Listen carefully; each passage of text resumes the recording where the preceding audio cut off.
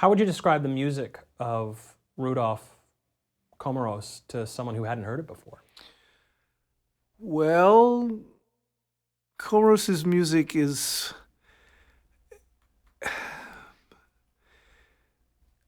if I were to take it as a whole, as I've known it for the last, 40 odd years, it's like something that's might be familiar, and yet something is very, I don't want to say wrong, something else is going on.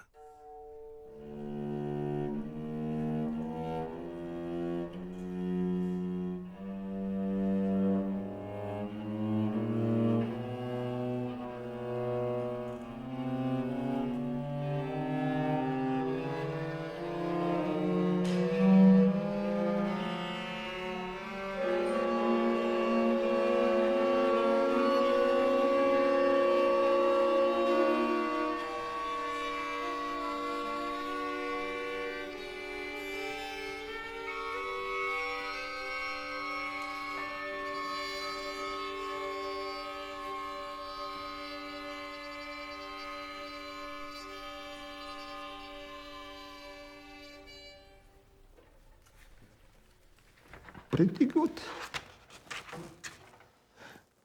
Pretty good? I mean performance, yeah. My name is Rudolf Komorous and I am a composer. So I am teaching music and writing music. We are in Victoria in a library, which actually very kind people name after me, which I appreciate very much. It was really incredibly kind gesture, which I appreciated.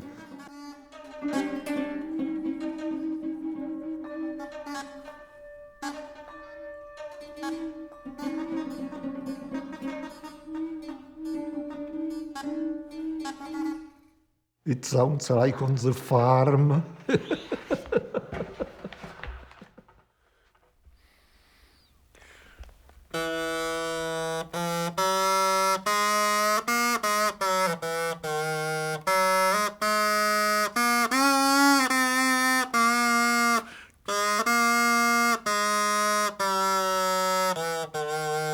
My name is Christopher Butterfield. I'm a composer and right now the acting director of the School of Music at the University of Victoria. This is a collection of, I guess, what you would call early instruments. In other words, they're a bit archaic. You don't find them very often anymore.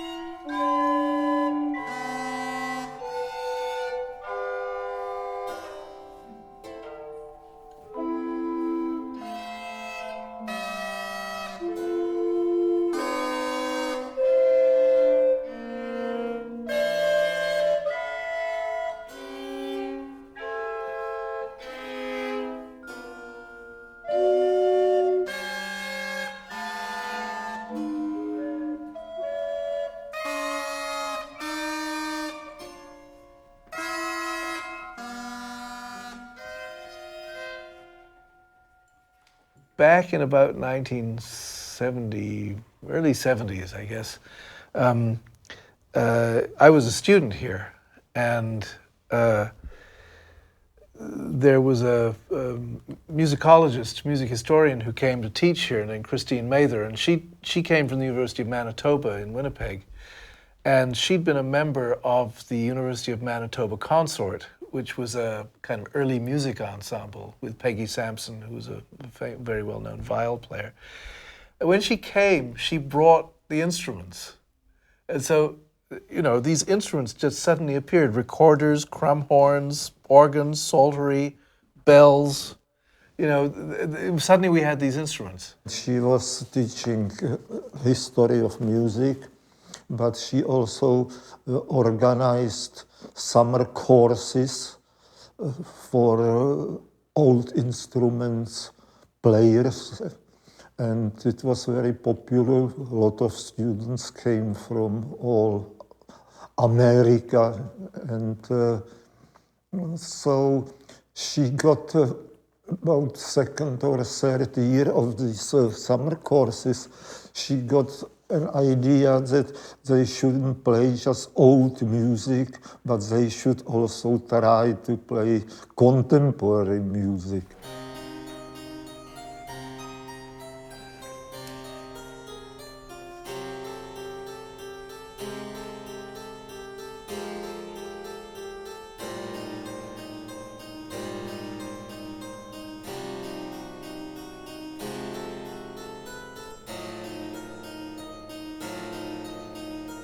Because it was for teaching purposes too, as well as for performing. So that I would write 13 short preludes, and every single one would be in a different notation. Rudolf, who has a love for sort of slightly eccentric things, saw this as an absolutely perfect opportunity to take a collection of new sounds, it's actually old sounds, but configure them in just a brand new way. And let's go to number 5. This is the first of the 3 Albuquerques. Yes. I just like the name Albuquerque. I never was to Albuquerque, but always was somehow puzzled by that name for a city called Albuquerque. Most musicians, and most people generally, I guess, in what they know about music, they know that music has bar lines, and usually there's a kind of convention that's stated at the beginning. It's in 4/4 time, so you're going 1, 2, 3, 4, 1, 2, 3, 4, and you count everything relative to that. There's another way of doing it where you can simply say, yes, time goes this way, but we can separate it by, say, a number of seconds going by. So I can have an arrow and just say 5 seconds, and then another 5 seconds, another 5 seconds, and then I might have something that looks like a note in the period of that 5 seconds, but where exactly that note happens, it's going to be slightly different every time. So you call that proportional notation or spatial notation, because it's literally graphically seeing where the sound is relative to passing time, not fixed to some kind of arithmetic pattern, if that makes sense.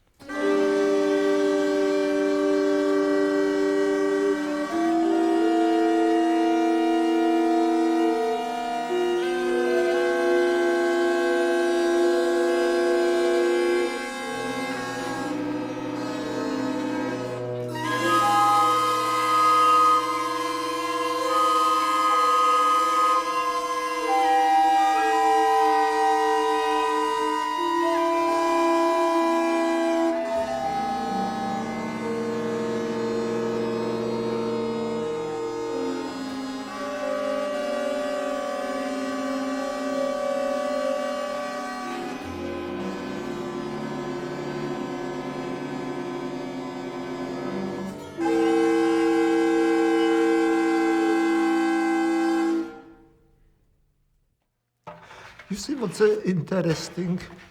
That 1 minute of music is actually a long time. The size of these notes indicates dynamics and also proximate pitch.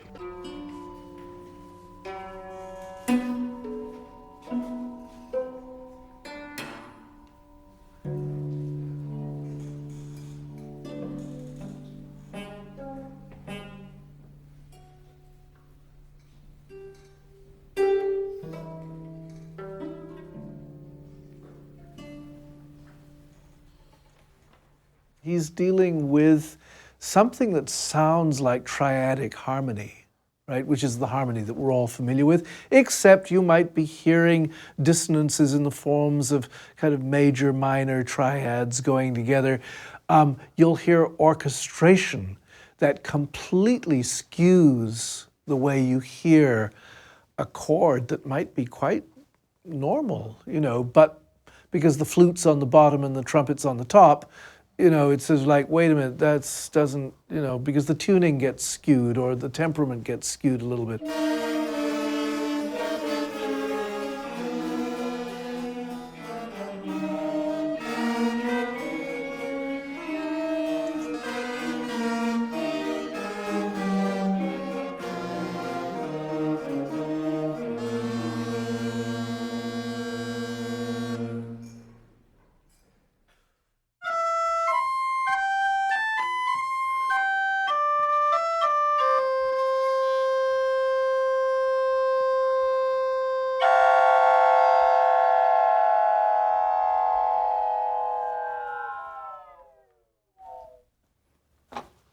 Yeah. Next one, number 9, is called Komodo, which is just an indication of tempo, but there is no beat. And what the score shows is approximate pitches and dynamics.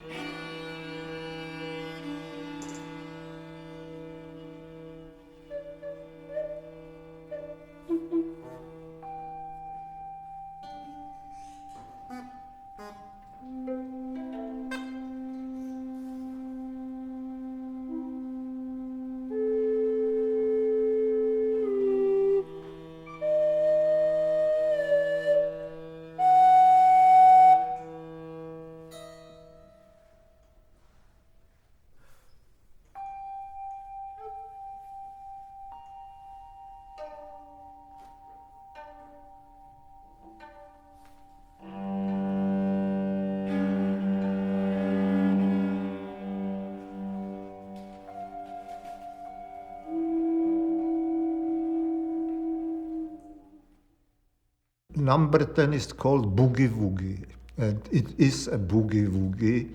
And in this case, what is indicated, what different groups of notes do, and also when.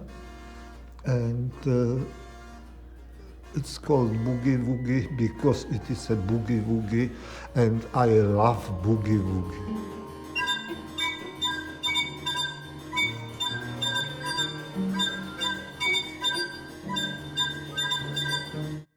Boogie Woogie. You get this rather kind of curious mixture of the grotesque and the funny and the beautiful and the serious, and it's an unlikely world.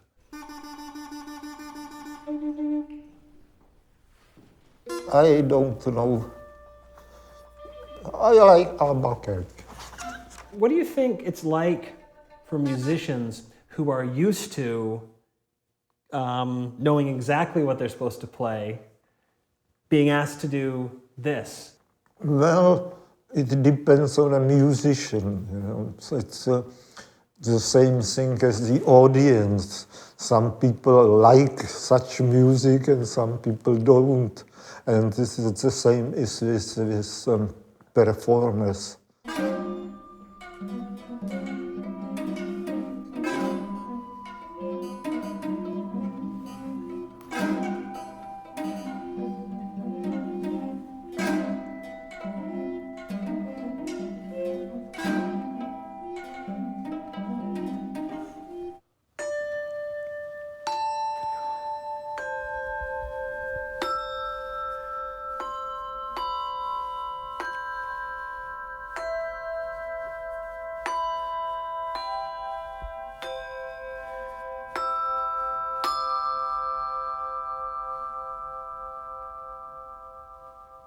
It's a lovely sound.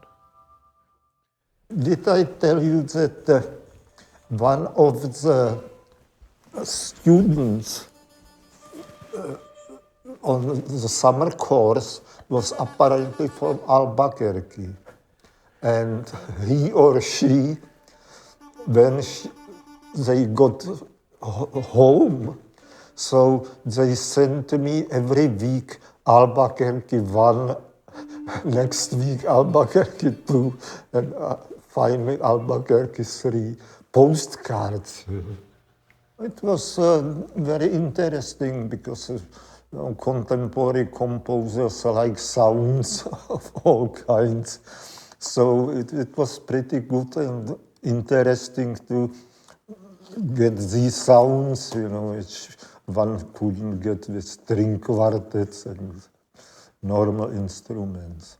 So it was the most enjoyable task. There's no reference of anything you're used to. It's like being in a dream a little bit. You have no idea kind of what's going to open up in front of you.